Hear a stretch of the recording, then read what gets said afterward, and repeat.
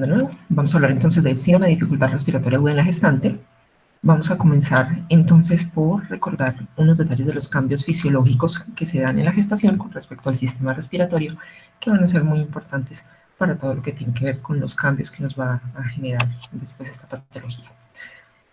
Bueno, entonces vamos a recordar que el diafragma, por el ascenso del útero, nos va a ascender también más o menos unos 4 centímetros, que el tórax se va a ensanchar aproximadamente unos 2 centímetros en su sentido transversal.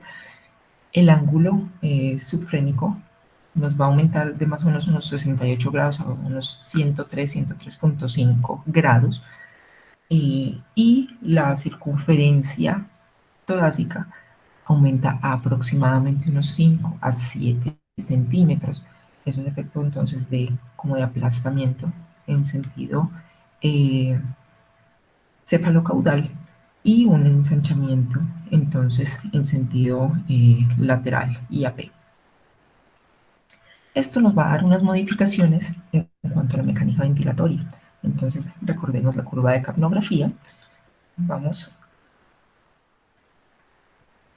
a recordar entonces sobre todo los cambios en el volumen corriente, que va a estar aumentado, ¿sí? Vamos a tener un menor volumen de reserva y en general la capacidad residual funcional va a estar disminuida. La capacidad total va a estar casi igual, puede disminuir más o menos un 5% con respecto a la población no gestante, ¿sí? Pero recordar entonces sobre todo ese volumen corriente aumentado que vamos a tener en la gestación. ¿Qué pasa con esa entrega de oxígeno a la gestante? El oxígeno que se inspira excede normalmente los requerimientos que tiene normalmente el organismo. Entonces eso hace que la diferencia arteriovenosa de oxígeno se disminuya, o sea, la sangre normalmente está más oxigenada, tenemos una mayor saturación arterial de oxígeno, el requerimiento de oxígeno igual va a estar aumentado. Se calcula pues que en un embarazo simple puede haber un aumento de más o menos el 20%, pero si es múltiple le agregamos otro 10% a ese aumento de los requerimientos.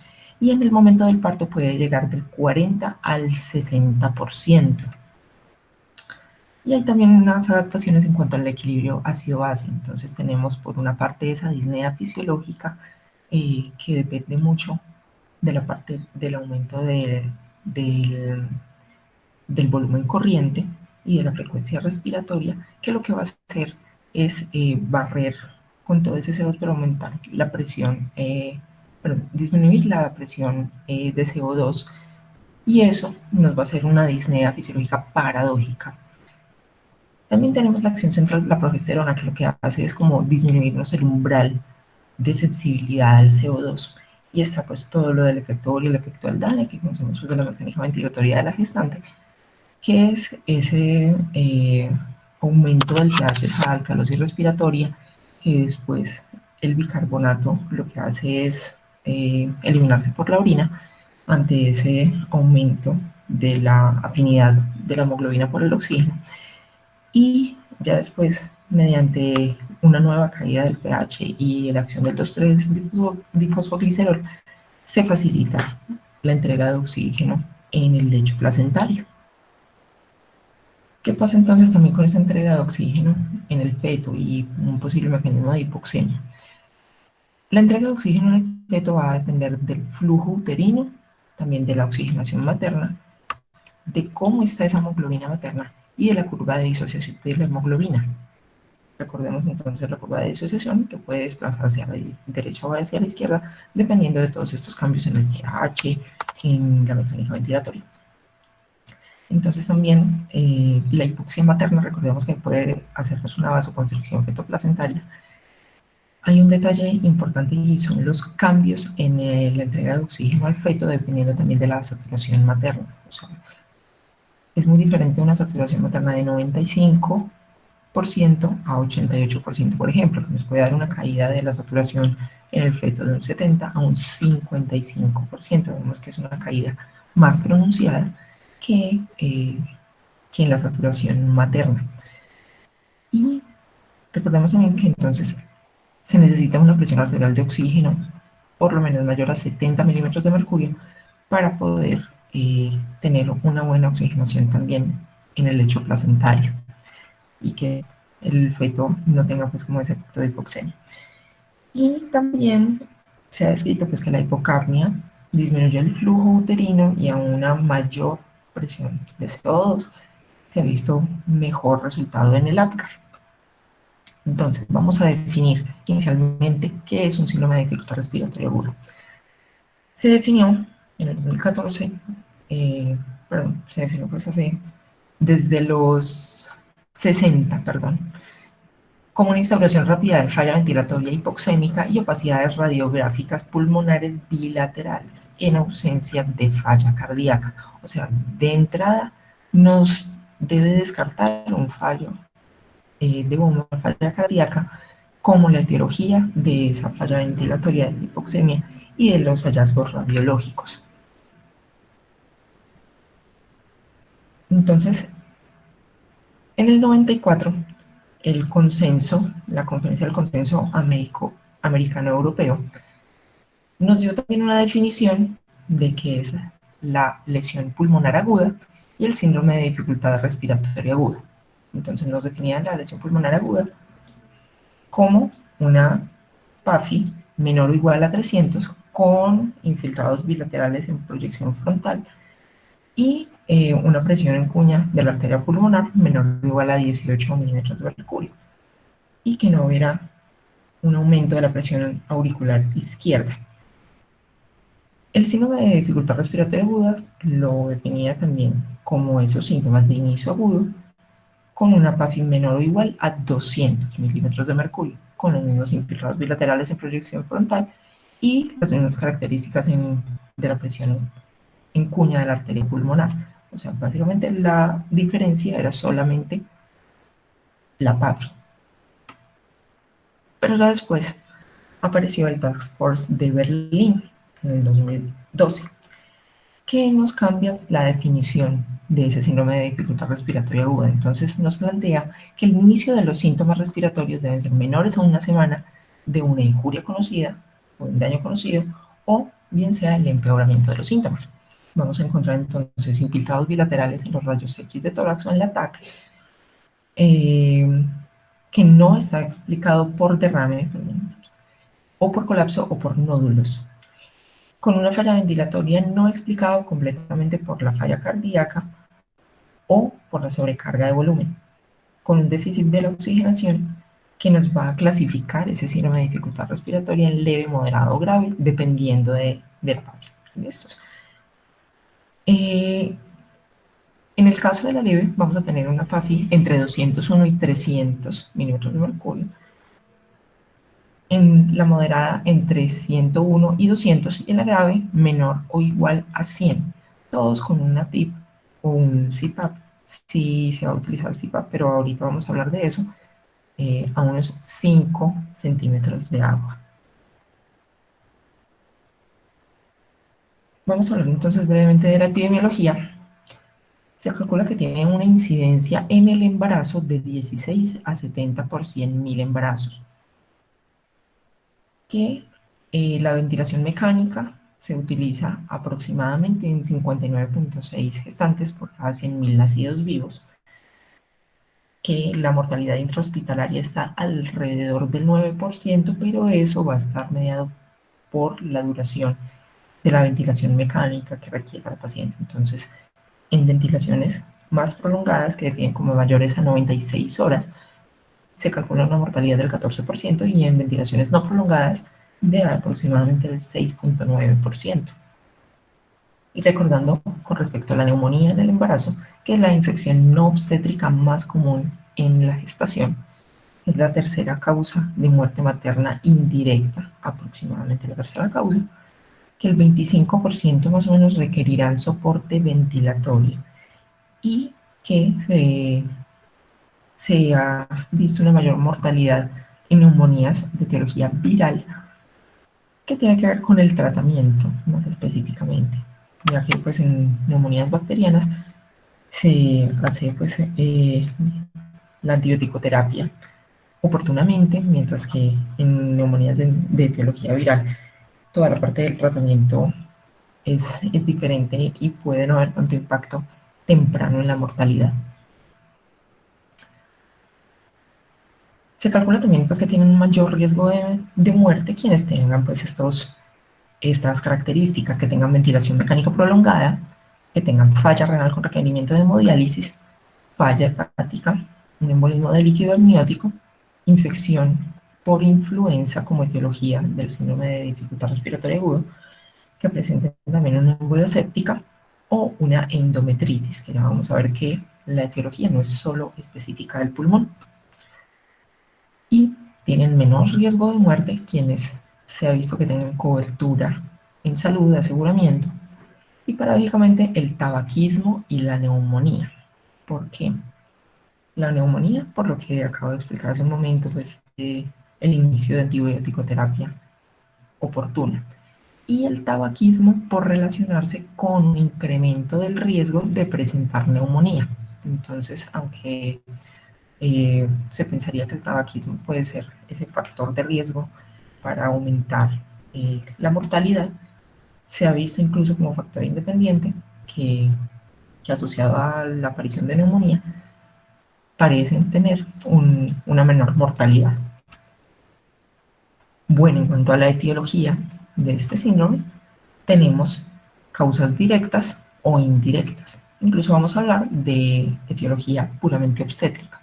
Entre las causas directas, o sea, las que tienen que ver con el daño puntual del pulmón o directo, están entonces la neumonía, las lesiones por broncoaspiración o la neumonía aspirativa, el daño por inhalación de gases de calor, la contusión pulmonar, la embolia grasa o la embolia aérea, el ahogamiento, la sumersión, el daño por reperfusión, por esos radicales libres de oxígeno que pueden hacer precisamente ese daño tisular, el asma o el neumotórax, espontáneo puede ser, no, no por trauma, porque eso vendría siendo entre las causas indirectas, pero el neumotórax espontáneo, por ejemplo, por bulas.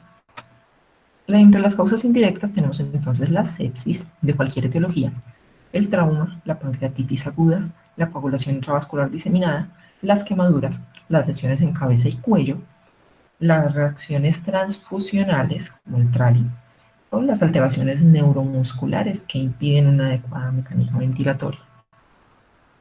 Y ya para las específicas del embarazo, tenemos la embolia de líquido amniótico, una lesión producida por tocolíticos, la preeclampsia grave, el edema que causa la preeclampsia grave. Recordemos entonces que los tocolíticos también el mecanismo es mediante el edema que podría causar. La cardiomiopatía periparto, la infección intramniótica, la endometritis, la abrupción o la hemorragia obstétrica. Bueno, en cuanto a la patogénesis, hay pues entonces una vía común que nos va a ocasionar entonces este daño en, en los neumocitos. Entonces hay un daño endotelial, una injuria, una necrosis mediada por cualquiera de los mecanismos o de las etiologías que mencionamos anteriormente. Hay aumento de la permeabilidad microvascular, lo que hace entonces que tengamos una entrada de agua y proteínas al espacio, a la unidad alveolar. Hay aumento de endotelina 1 y de antígeno del factor von Willebrand sobre todo, pero en general de marcadores de daño endotelial. Hay un daño en esa barrera de defensa, entonces también podemos estar propensos a una sobreinfección por otros microorganismos diferentes al causante, o si no es causado por un microorganismo que igual tenga una sobreinfección. Un daño en los neumocitos tipo 2, entonces falta esa transferencia de sodio y agua desde la unidad alveolar, entonces se acumula ahí una alteración en la producción del surfactante, un colapso alveolar y finalmente una hipoxemia. También entonces van a llegar neutrófilos mediados por factores estimuladores de colonias que van a estar ahí en esa unidad alveolar como parte de ese proceso inflamatorio que nos van a producir entonces sustancias oxidantes, proteasas, leucotrienos y activadores de plaquetas, que ya vamos a ver entonces también que hay, puede haber una microtrombosis asociada. Entonces, aquí tenemos un pulmón sano, una unidad alveolar de un pulmón sano, con su epitelio íntegro, sus neumocitos tipo 1 y tipo 2, sus macrófagos alveolares funcionantes. Aquí tenemos fibroblastos en la matriz y aquí tenemos el capilar, con entonces sus elementos formes. En la fase exudativa del síndrome de dificultad respiratoria aguda, ¿qué pasa? Entonces tenemos una pérdida de esa integridad de, del epitelio. Tenemos paso del líquido intersticial, tenemos una acumulación, un encharcamiento dentro de la unidad alveolar. Hay una discontinuidad, un daño también del epitelio de, del, de los tubos respiratorios, de las vías de conducción. Tenemos entonces también ese daño en los neumocitos tipo 2 que nos impiden, que nos afectan la producción de surfactante. Eso también se traduce en un daño endotelial, vamos a tener microtrombosis, ¿sí? Y se va a activar pues toda esa cascada inflamatoria, va a haber una apoptosis también de los neumocitos. Ya en una fase proliferativa, lo que vamos a tener es toda esa cascada inflamatoria que sucede entonces a esos factores estimuladores de colonias que van a migrar entonces todas esas células para mediar esa inflamación. Hay una relativa restitución de la barrera y del epitelio del alvéolo, pero entonces también va a haber migración y proliferación de fibroblastos. Y eso nos salta a la otra fase, que es la fase fibrótica, que lo que hace es, mediante esa proliferación de los fibroblastos y esa matriz extracelular, se va a formar entonces ahí el foco de fibrosis. Va a haber entonces también un daño de la membrana basal que va a hacer entonces que ese alvéolo no sea funcional, no pueda producir adecuadamente el surfactante y todo lo que tiene que ver con daño de barrera. Recordemos que este daño que se va a presentar no es homogéneo, es, puede ser por áreas del pulmón, entonces puede haber áreas con adecuada ventilación y adecuada perfusión y áreas fibróticas. Entonces, ¿qué vamos a hacer? Lo más importante es identificar la causa del síndrome de dificultad respiratoria aguda. Ya identificada la causa, habría que hacer entonces el tratamiento específico para dicha causa, que puede ir desde el soporte ventilatorio, desde el control de las cifras tensionales. Recordemos entonces que las etiologías pueden ser directas o indirectas o esas propias de la gestación. Entonces es muy importante identificar inicialmente esa causa del síndrome de dificultad respiratoria. Eh, Vamos a hacer entonces un tratamiento de soporte adecuado para la etiología que encontremos, una monitorización fetal continua y de acuerdo a las manifestaciones clínicas o la etiología que sospechemos en nuestra gestante, vamos a tener entonces la antibiótico-terapia, que ahorita vamos a hablar también de eso, que sería en casos graves, eh, o dependiendo también pues de la etiología que sospechemos, como decíamos, y la fluidoterapia, que recordemos que debe ser con mucho cuidado, porque con el mecanismo fisiopatológico que acabamos de ver nos puede predisponer a un edema agudo del pulmón. Entonces, manejar la fluidoterapia con mucha precaución, de acuerdo a las recomendaciones, bien sea de choque, si estamos ante un choque, o el soporte que la paciente requiera. Algunas consideraciones con la ventilación mecánica. Entonces, con el síndrome de dificultad respiratoria agudo, vamos a tener muy posiblemente alteraciones de la mecánica ventilatoria consistentes en un aumento de la resistencia de la vía aérea, ¿sí? Nos va a bajar la compliance. ¿Qué es la compliance? La capacidad de distensión del pulmón. Y un aumento en el uso de músculos respiratorios, bien sean centrales o accesorios. Con la ventilación mecánica no invasiva, hay que tener en cuenta que tiene menor evidencia en el edema no cardiogénico como el síndrome de dificultad respiratoria aguda. Los estudios que hasta el momento son muy heterogéneos, se ha utilizado más que todo para el síndrome de dificultad respiratoria agudo leve, debe tener estabilidad hemodinámica, una monitorización materna y fetal continua y adecuada, y si no mejora, en caso de utilizarse en una gestante, en 30 a 45 minutos, debe pasarse igual a ventilación invasiva. Y pues hay unos factores que nos confluyen para tener en cuenta en la intubación en la gestante, y es uno, que la falla en la intubación es 8 veces más frecuente que en la población no gestante, entonces hay que estar preparados para eso. Siempre recordemos considerarla como estómago lleno. Tenemos que tener en cuenta también el aumento en la presión intraabdominal propia del crecimiento del volumen uterino.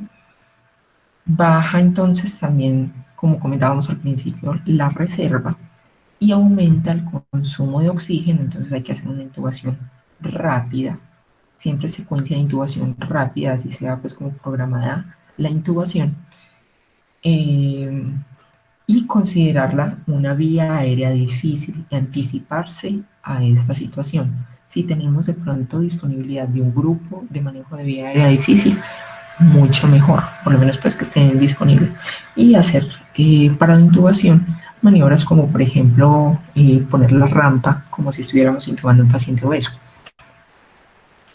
Bueno, algunas precisiones en cuanto a los medicamentos para la secuencia de intubación rápida en la gestante.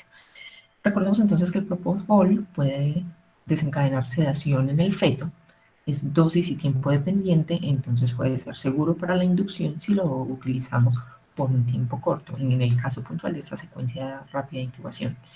En cuanto a las benzodiazepinas, todas han reportado hasta el momento teratogenicidad y tienen un efecto acumulativo en el feto, entonces también es preciso utilizarlas con precaución. En cuanto a los opioides, podemos tener de larga o de corta acción. Los de larga tienen riesgo de depresión respiratoria neonatal, pero los de corta acción, como el remifentanil, han demostrado ser seguros con una adecuada dosificación y una adecuada monitorización. Recordemos que pueden ocasionar una disminución transitoria en la variabilidad de la frecuencia cardíaca fetal al monitoreo, pero es un efecto transitorio. En cuanto a los bloqueadores neuromusculares no despolarizantes, pueden dar falla ventilatoria en el neonato si se usan por un tiempo prolongado. Entonces, siempre es prudente anticipar la reanimación neonatal y estar preparados para ese momento pues, del nacimiento en cuanto a la atención del recién nacido. Y la dexmedetomidina es un alfa-2 agonista y nos puede dar ese efecto pues, sedante y analgésico, tiene mínimo paso placentario y se considera una buena alternativa para esa secuencia de intubación rápida. Ojalá siempre podamos administrar lidocaína, que nos disminuye el reflejo tusivo, entonces nos puede disminuir ese riesgo de aerosolización, por ejemplo, en la situación actual pues, del COVID-19. Bueno, en cuanto a la ventilación protectora. La ventilación protectora es entonces esa estrategia de tener un menor volumen corriente para evitar la lesión pulmonar mediada por volumen, porque un volumen excesivo en la ventilación también podría hacernos esos efectos deleterios en el epitelio alveolar. Entonces, esto fue una estrategia que se empezó a estudiar en el 98. En este estudio tomaron 53 pacientes, pusieron un volumen corriente menor a 6 mililitros por kilo versus lo que se venía utilizando hasta el momento, que eran 12 mililitros por kilo. Estudiaron entonces la mortalidad a 28 días y se dieron cuenta que tenían una mortalidad, los pacientes aleatorizados, en el volumen corriente de menor de 6, de 38%, versus una mortalidad del 71% con un volumen usual hasta el momento, que eran los 12 mililitros por kilo. Vieron también que tenían menor barotrauma y que el destete al ventilador era más exitoso. Entonces, a raíz de esto, hicieron, en el 2000, publicaron pues en el 2000, en el New England, este estudio, que es el ARTSNet. Dijeron, bueno, parece funcionar, hagamos una prueba pues como con una muestra más representativa. Tomaron 861 pacientes y las aleatorizaron de la misma forma, de volumen corriente menor de 6 o de 12, como era el uso hasta el momento, y observaron una mortalidad del 31% versus el 40%. Posteriormente, obvio, Cochrane hizo su revisión y se publicó en el 2013. Tomaron 6 estudios, 5 de bajo riesgo de sesgo y 1 de riesgo indeterminado. O sea, hasta el momento estaba pues con, con un riesgo aceptable. Y estaban incluidos los 2 estudios anteriores que mencionábamos. En total, 1.297 pacientes observaron una mortalidad a 28 días que disminuía con un RR de 0.74, una disminución entonces del 26% en la mortalidad y una mortalidad hospitalaria con un RR de 0.8, también disminuía un 20%, pero no hubo evidencia suficiente ni en morbilidad intrahospitalaria ni en secuelas a largo plazo. Bueno, en cuanto al manejo de la PIP, hay pues múltiples tablas que nos indican de acuerdo a los requerimientos de la FIO2 cómo debemos manejar la PIP o de acuerdo al incremento de la PIP cómo debemos manejar la FIO2. Pero eso también hay que manejarlo con cuidado porque de acuerdo a la etiología que tengamos del síndrome de dificultad respiratoria agudo, esto puede variar. No tiene que ser pues como un aumento de acuerdo a lo que tengamos en las herramientas como estas tablas. Entonces, con lo del manejo de esa PIP, eso también pues se ha estudiado. Tenemos aquí entonces un metaanálisis realizado, publicado en el 2014, que incluía 3 estudios, en total 2.299 pacientes, que se veía entonces que o sea, la PIP lo que hace es un aumento en la capacidad funcional residual, porque lo que hace es un reclutamiento en las áreas colapsadas del pulmón, es esa presión constante que se aplica para no dejar colapsar algunas áreas del pulmón, esa presión pico al final de la expiración, que está disminuida en la gestación, esa capacidad funcional residual. ¿Sí? Entonces, eh, con lo de la PIP, lo que se hace es tratar de reclutar lo que ya está colapsado, pero hay que tener mucho cuidado también en no hiperinsuflar áreas que no están colapsadas, porque ahí también puede haber un daño.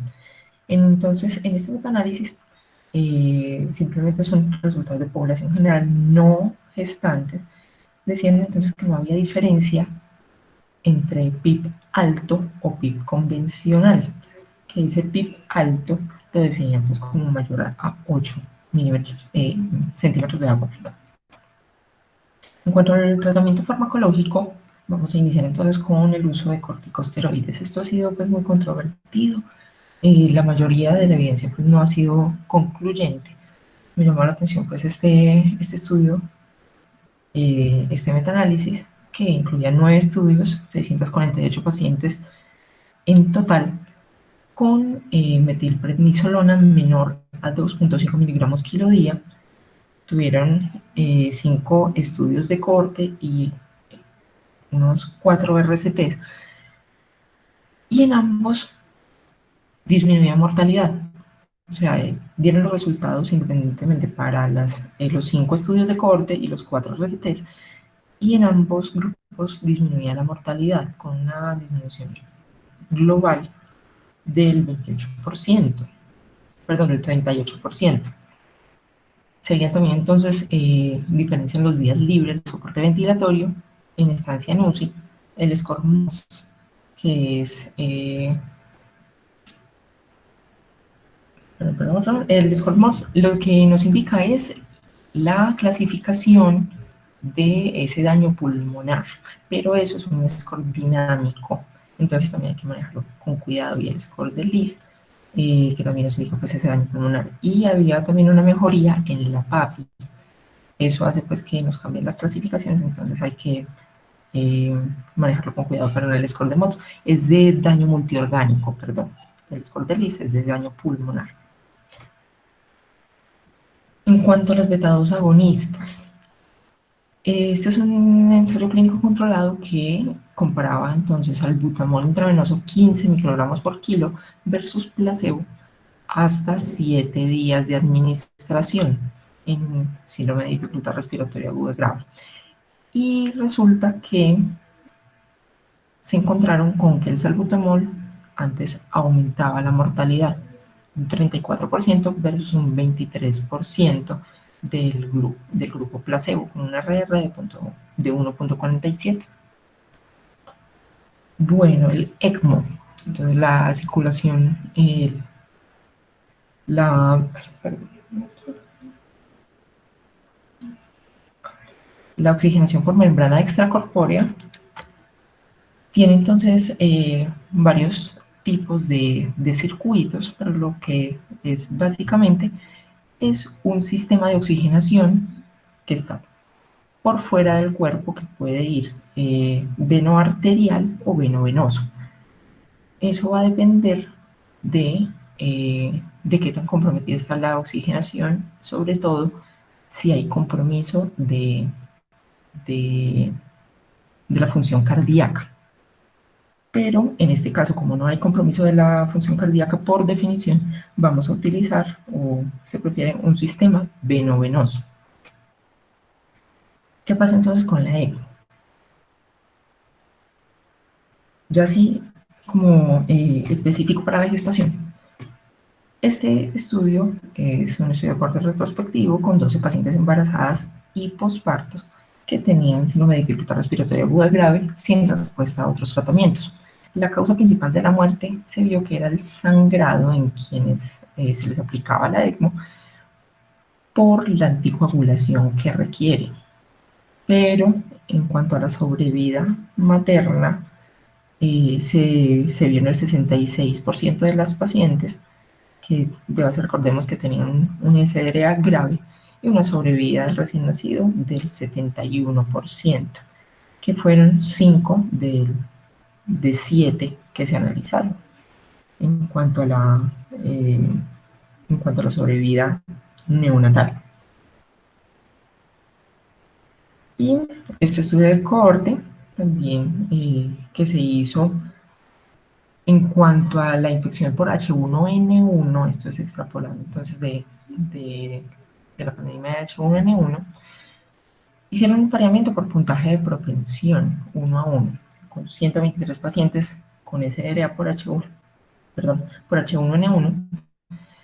Se vio que la edad, el lactato y la presión plató eran directamente proporcionales a la mortalidad. ¿Qué pasa con esa presión plató? Recordemos que nos habla de la elastancia, o sea, lo contrario a la compliance, esa capacidad del pulmón de volver a su volumen previo a la inspiración.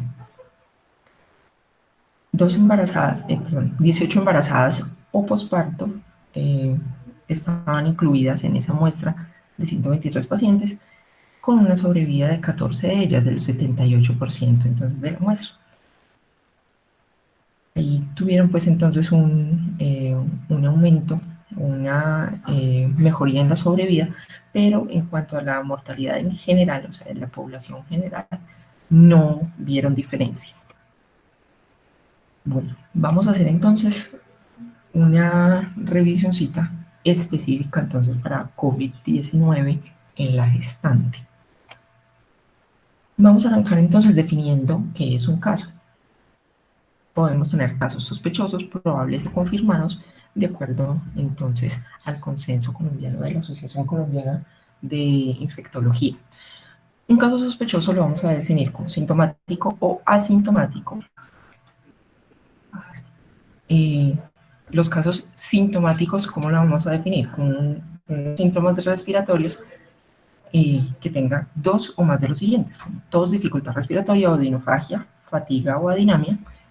Puede tener o no fiebre mayor o igual a 38 grados centígrados y uno de los siguientes, que tenga contacto sospechoso o probable o que resida o que haya viajado a zona de circulación en los últimos 14 días, recordemos que nuestro país ya es zona de circulación, o imágenes en vidrio esmerilado periférico o consolidaciones bilaterales, que es ese patrón que han definido como patrón COVID en los hallazgos radiográficos, o síntomas que empeoran o persisten desde los 8 días. Esto va a ser importante recordarlo más adelante. O si es asintomático, lo definimos como un contacto estrecho con caso confirmado dentro de los últimos 14 días. Un caso probable con o sin síntomas, eh, que tenga una prueba rápida positiva o una PCR no concluyente, o ya un caso confirmado que puede tener o no síntomas con una prueba molecular o genómica positiva, que en nuestro caso es entonces la PCR como prueba gold standard. ¿Qué vamos a hacer entonces? Vamos a hacer una adecuada historia clínica, un examen físico y si hay sospecha de neumonía, hacer paraclínicos encaminados a detectar factores de mal pronóstico. Entonces vamos a hacer unos rayos X de tórax para confirmar entonces los hallazgos compatibles con neumonía que mencionamos anteriormente u otros hallazgos o diagnósticos diferenciales, unos gases arteriales de base, un neumoleucograma, ionograma, proteínas totales, función renal y hepática, LDH, una PCR, pruebas de coagulación, EKG y troponina, y un monitoreo fetal y una ecografía para ver también el bienestar fetal. No vamos a hacer, qué pena hago el paréntesis, una revisión pues de la parte microbiológica, fisiopatológica, ni profunda de diagnóstico del COVID, que han sido pues objeto de otras charlas. Debemos valorar entonces la gravedad, eso sí, podemos tener una infección por COVID leve, moderada o grave. En los casos leves podemos hacer un manejo ambulatorio que podemos tener síntomas generales y síntomas respiratorios altos, locales, o bien estar asintomático. O podemos tener un cuadro moderado que ahí sí podría requerir hospitalización con una neumonía leve, que se define pues como esa neumonía con confirmación en los rayos X de tórax, pero que esté saturando más del 90% con un CURP 65 mayor o igual a 1. El CURP 65 nos lo recomienda tanto, por ejemplo, el Clinic de Barcelona como también la guía colombiana. No soporte ventilatorio ni vasopresor. Ya si tenemos una enfermedad grave, lo más probable es que vayamos a requerir una estancia en cuidados intensivos. Entonces, en ese espectro de enfermedad grave, que son más o menos el 20% de los pacientes, vamos a tener entonces la neumonía grave, el signo de dificultad respiratoria aguda, la sepsis y el shock séptico. La neumonía grave nos la definen entonces como un fallo de órgano, puede ser uno o varios órganos, que ya esté con una saturación por debajo del 90%, una frecuencia respiratoria mayor o igual a 30 respiraciones por minuto, o que ya tenga necesidad de soporte vasopresor. El síndrome de dificultad respiratoria agudo como tal, ya es esa falla ventilatoria hipoxémica que definimos desde el principio. Recordemos clasificarla en su gravedad de acuerdo a los criterios de Berlín y con infiltrados bilaterales en esos rayos X de tórax. Ya la sepsis es una disfunción orgánica, un cambio agudo en el sofá mayor de 2 puntos, y el shock séptico que tenga una hipertensión refractaria a volumen, requerimiento de vasopresores para una presión arterial media mayor o igual a 65, un lactato mayor o igual a 12. Hay que puntualizar entonces que la gestante no tiene mayor susceptibilidad ni de infección ni de presentar complicaciones graves con respecto a la población general, pero si se presentan esas complicaciones, siempre hay que tratarlas de forma precoz por ese riesgo de deterioro debido a los cambios fisiológicos que mencionamos. Hay que considerar también entonces las comorbilidades que pueda tener la gestante, como por ejemplo la hipertensión o la diabetes pregestacionales, la enfermedad cardiopulmonar, la enfermedad renal crónica estadios 3 o 4, la inmunosupresión, que puede ser, por ejemplo, en trasplantadas, en pacientes con VIH con un recuento de CD4 menor a 350, con tratamiento inmunosupresor, o con corticoides equivalentes a más de 20 miligramos de prednisona por más de 2 semanas. Recordemos entonces hacer la conversión del esteroide que esté utilizando la paciente. Vamos a tener entonces también los criterios de ingreso a UCI, como decíamos pues, hace un momento. Y de acuerdo entonces a la Sociedad Americana del Tórax y a la ITSA, con uno mayor o 3 menores, debemos considerar entonces el ingreso a unidad de cuidados intensivos, que es entonces los criterios mayores, la necesidad de ventilación mecánica invasiva o el shock con necesidad de vasopresores, o ya los criterios menores, que son la frecuencia respiratoria mayor a 30, perdón, la PAFI menor de 250 y filtrados multilobales, la confusión o la desorientación, el BUN mayor a 20, leucocitos menores a 4000, las plaquetas menores a 100.000, la temperatura central menor a 36 grados o la hipotensión con requerimiento de fluidoterapia agresiva. Bueno, en cuanto al tratamiento específico, los medicamentos que han sido estudiados hasta el momento para el manejo del COVID-19 no están contraindicados en la gestación, entonces los podríamos utilizar. ¿Cuándo se utilizan? En escenarios del espectro de enfermedad grave. ¿Listo? Entonces, desde neumonía grave en adelante estaría indicado su uso de acuerdo también a las guías colombianas. Tenemos entonces el lopinavir y ritonavir, 2 comprimidos cada 12 horas y después y lo continuamos por 7 a 14 días. La hidroxicloroquina con una dosis inicial de 400 miligramos vía oral cada 12 horas el primer día y luego lo continuamos 200 cada 12 horas, según el clínico por 4 días, pero según la guía colombiana por 10 días más. La citromicina nos la mencionó pues también en Barcelona, pero no está incluida dentro del algoritmo de tratamiento en la guía colombiana. Si se sospecha entonces la sobreinfección por ese daño de la barrera alveolar que mencionábamos inicialmente,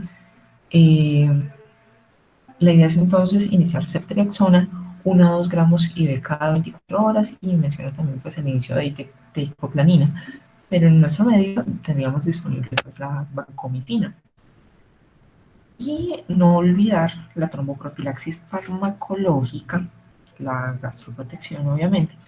Los corticoides deben ser administrados en consenso con infectología y neonatología, sopesando pues entonces ese riesgo-beneficio de su administración.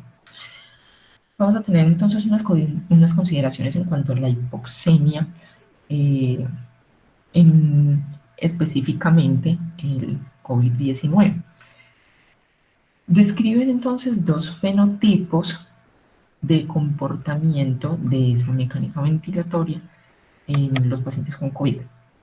Está el fenotipo L, que corresponde a una disregulación de la perfusión pulmonar, en el cual está bajo la elastancia, baja la relación ventilación-perfusión, baja la reclutabilidad y también tiene una baja respuesta a la PIP. Ahí pueden mediar microtrombosis pulmonar, pueden mediar ese fenómeno pues, de microtrombosis que también mencionábamos, es una pobre perfusión, resultar en una hipoxemia y afectar también el espacio muerto. Puede, por ese mecanismo, también pasar al otro fenotipo, que es el fenotipo H, que es correspondiente más a un edema pulmonar o un colapso SDRA-like, en el que la elastancia está aumentada, el flujo de derecha a izquierda está aumentado, también la reclutabilidad y la respuesta a PIP. Entonces tenemos pues como dos fenotipos de la enfermedad. La mayoría van a estar en fenotipo L. También el estímulo respiratorio, recordemos que no va a depender de una única causa, va a tener entonces el influjo de la hipoxemia, va a depender esa hipoxemia del volumen corriente, del delta de tensión y elongación del pulmón, y al mejorar la FiO2 puede mejorar esa relación ventilación-perfusión. Recordemos que el virus tiene un neurotropismo ya descrito por centros cardiorrespiratorios, por eso a veces se puede presentar como un colapso cardiorrespiratorio, puede generar delirium, alteraciones en la cognición y anosmia. También podemos tener Ese estímulo respiratorio mediado incluso por el mismo edema pulmonar, que hay un aumento del trabajo respiratorio elástico, de la frecuencia respiratoria, y la idea es hacer una regulación mecánica de esa frecuencia respiratoria. Y también vamos a tener un estímulo metabólico. En cuanto al curso de la enfermedad, se describen también tres tipos de cursos, o tres presentaciones. El curso hiperagudo, que cursa con una hipoxemia grave y una disnea importante, que requiere por lo general una intubación inmediata. Esta es la relación entonces entre gravedad y tiempo. Este tipo de curso está entonces situado a este lado de la curva. Está el curso indolente, que tiene entonces una hipoxemia moderada, bien sea o grave, con un trabajo respiratorio moderado.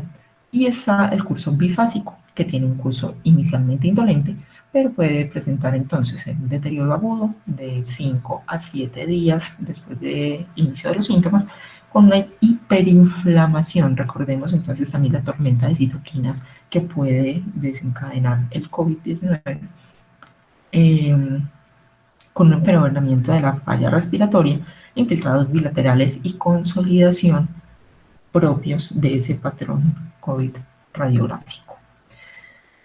Hay ciertas diferencias que se han estado estudiando en cuanto a el síndrome de dificultad respiratoria aguda propio del COVID-19. Entonces, hay una alteración en la distribución de perfusión capilar, más que el mismo daño directo que hace el COVID, el SARS-CoV-2 en el epitelio del alvéolo. Entonces puede haber áreas hipoventiladas por el edema y áreas sobreperfundidas por la redistribución. Entonces ahí hay un, una falta de intercambio gaseoso tanto por un shunt como por una alteración en la relación ventilación-perfusión. Y hay también entonces un edema que tiene que ver con la lesión pulmonar autoinducida por el paciente ante el aumento de la presión negativa intratorácica y a un aumento de la permeabilidad de esa barrera que está dañada. Y hay que hablar entonces también de la hipoxemia feliz. ¿Qué es la hipoxemia feliz? Es una hipoxemia grave sin disnea. Eso tiene pues varios mecanismos. Hay una disociación entre la oxigenación y el aclaramiento de CO2. Normalmente, ¿a qué se puede deber? Hay un shunt fisiológico, como decíamos, o un desajuste en la ventilación-perfusión, una compliance preservada, hay una falta del espacio muerto y puede haber una vasoconstricción hipóxica disfuncional, aunque esto no está muy claro hasta el momento. ¿Qué es esto de la vasoconstricción hipóxica disfuncional? Que cuando hay un área hipoventilada en el alvéolo se hace una vasoconstricción y se redistribuye el flujo hacia áreas mejor ventiladas. Pero entonces parece ser que en este fenómeno de hipoxemia feliz no funciona muy bien ese mecanismo. Se considera que responden bien tanto a ventilación mecánica no invasiva como a cánula nasal de alto flujo, como a pronación en paciente despierto. Recordemos entonces que la cánula nasal de alto flujo no está muy recomendada en infección por SARS-CoV-2 por ese riesgo de aerosolización. Y la ventilación mecánica no invasiva, hay que tener en cuenta también un posible paratrauma. Entonces, ¿cómo se hace esa transición de fenotipo entre esos fenotipos L y H que mencionábamos hace un rato? Baja el intercambio gaseoso, baja la elastancia, o sea, esa capacidad de volver del pulmón, aumenta el trabajo respiratorio, puede haber esa lesión pulmonar autoinducida por el paciente, por ese trabajo respiratorio aumentado, aumenta la presión esofágica, aumenta la presión transpulmonar, hay una fuga capilar y eso se traduce en un edema pulmonar que viene siendo un círculo vicioso de lesión pulmonar. Bueno, para la evaluación del riesgo vamos a tener en cuenta entonces la saturación. La meta es que tengamos una saturación entre 90 y 94%. Si ya llegamos al tope en el escalamiento de nuestro manejo, vamos a hacer un manejo paliativo, porque también es válido. Si tenemos una FIO2 mayor al 40% y todavía no estamos en el tope de nuestro manejo, vamos a evaluar el trabajo respiratorio. Si es un trabajo respiratorio bajo, podría ir a CPAP o una máscara de no reinhalación, teniendo en cuenta las consideraciones que ya mencionamos en cuanto a la presión. Y si tiene un trabajo respiratorio alto, ¿qué vamos a hacer? Entonces vamos a intubar, a proporcionar ventilación mecánica invasiva y vamos a medir la presión de distensión, que es esa presión entre la PIP y la presión plató, con unas metas de saturación entre 90 y 94%, una presión de oxígeno mayor o igual a 8 kilopascales, una PCO2 menor a 6, un pH mayor a 7,3, una presión plató menor o igual a 28. Entonces, esto, la idea es hacerlo con un volumen corriente de 8 cc kilo, una PIP de máximo 8 centímetros de agua y una frecuencia respiratoria para conservar el CO2 terminal de 4 a 5 kilopascales. Y entonces vamos a evaluar la presión de distensión que esté menor a 15 centímetros de agua. Sí, seguimos con nuestro volumen corriente a 8. Si no, le vamos a bajar el volumen corriente a 6 cc kilo. Y vamos a hacer entonces después una diferenciación de esos fenotipos de los que hablábamos. Si sigue con una saturación menor o igual al 90%, con FIO2 a 70% o más, vamos a hacer un bloqueo neuromuscular, el que más ha demostrado mejoría en la mortalidad es el cisatracurio. Y vamos a subir la PIB de a 2 centímetros de agua hasta alcanzar máximo 15 centímetros de agua. Si la saturación sigue menor de 90, con una FIO2 mayor al 70, vamos a evaluar la confianza. Si está mayor o igual a 40 centímetros de agua, la paciente es candidata a pronación. También podemos hacer pronación en la gestante, les va muy bien. Y si no, considerar entonces hacer otro modo ventilatorio que es con liberación de presión. En cuanto a la pronación, hubo un estudio que se llama el PROSEBA, que se publicó en el 2013 en el New England, que aleatorizaba a 466 pacientes entre pronación y dejarlas en supinación. Era que estuvieran intubados menos de 36 horas, que llevaban pues menos de 36 horas intubados con un síndrome de dificultad respiratoria agudo grave y que se administrara pronación por mínimo 16 horas diarias. Y sí, efectivamente vieron una disminución de la mortalidad a 28 días con un HR de más o menos el 40, perdón, el del punto 4. O sea, había una disminución importante de la mortalidad. Y bueno, ya si tenemos hipoxemia refractaria, a pesar del manejo, con cualquiera de las dos estrategias que pueden ser intercambiables entre sí, por más de 6 horas o antes si hay deterioro, veríamos entonces si la paciente es candidata a ECMO. Sí, administramos entonces o vemos la posibilidad de tener una ECMO venovenosa y si no, revisar las metas y las estrategias que nos hemos planteado hasta el momento. Finalmente, unas recomendaciones de la Asociación Colombiana de Infectología, y es que en la gestante podemos ofrecer pronación si la PAFI está menor de 150. No se recomienda la ventilación mecánica no invasiva, ellos no la recomiendan pues por ese riesgo de barotrauma. Que las indicaciones y los modos de ventilación mecánica son similares a la población general, se pueden utilizar perdón, los mismos modos ventilatorios. Tratar de evitar la hipo y la hipercapnia, realizar un monitoreo fetal diario si tenemos un feto mayor a 28 semanas y hacer una evaluación del crecimiento y del líquido amniótico. No especifican pues que se tenga que hacer con una frecuencia mayor o con un protocolo diferente a lo que normalmente tenemos pues de la vigilancia del crecimiento. Muchísimas gracias. ¿Tienen de pronto alguna inquietud? ¿Algún comentario?